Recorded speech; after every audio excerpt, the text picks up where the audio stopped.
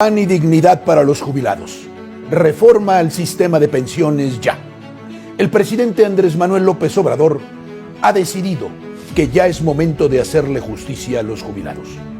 Durante muchísimos años fueron preteridos, abandonados, despreciados. A nadie le parecía, de entre los políticos, que era inhumano e injusto no pagarle a una persona que había trabajado toda su vida, entregándola por el país y su familia, una cantidad justa, digna, es decir, lo mínimo, lo básico, para poder tener el día a día, el comer y las necesidades más elementales. Las pensiones en México son, igual que los salarios, una burla. Lo han sido durante mucho tiempo. Hemos sostenido contra toda evidencia, o hemos permitido que lo sostengan durante muchos gobiernos, que el incremento al salario es inflacionario. Se probó que no era así, y a pesar de eso, se opusieron. Y en este sexenio, hoy se ha incrementado el salario mínimo muy por encima de la inflación, pero mucho, muy por encima. No ha pasado nada, el salario se paga, y hoy se derriba el mito aquel de que ningún incremento debiera darse sobre la inflación. Lo mismo acontecerá con las pensiones. En 1997 Ernesto Zedillo decidió que el Estado debía renunciar a su obligación de ver por los ancianos, por las personas mayores que habían trabajado ya muchos años por México. Decidió que el trabajador no era su prioridad.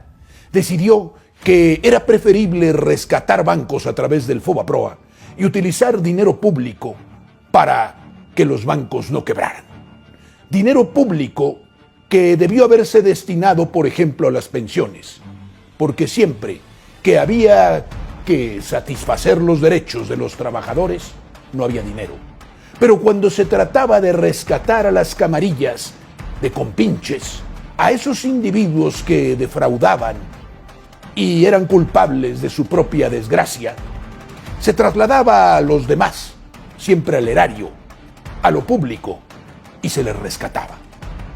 Ernesto Zedillo privatizó las pensiones, las entregó a voraces instituciones de crédito que desde entonces cobran unas comisiones excesivas.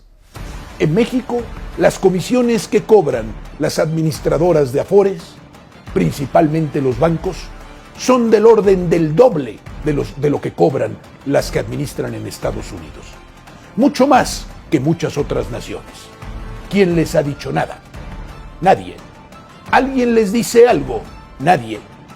La CONSAR por primera vez, hace poco tiempo, disminuyó un tanto las comisiones y pusieron el grito en el cielo. Hoy la reforma pretende reducir las comisiones sustancialmente. ¿Por qué?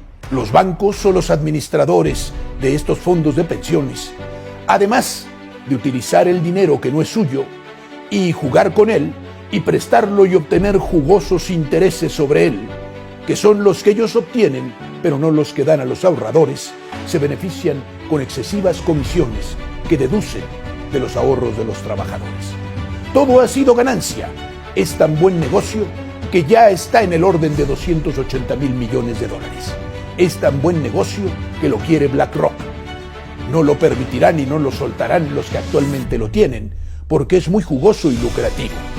Sin embargo, ese sistema de pensiones debía ser público, porque tiene finalidades públicas, porque obedece a intereses públicos, porque es público y prioritario, porque es de defensa de la nación, la defensa del pueblo y de la clase trabajadora.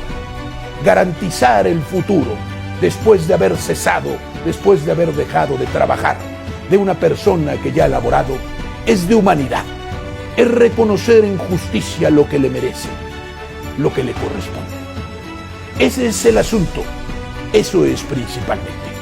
El sistema de pensiones hoy sirve, sí, a las instituciones financieras, no a los trabajadores. Así como se elevó el salario, se elevarán las pensiones.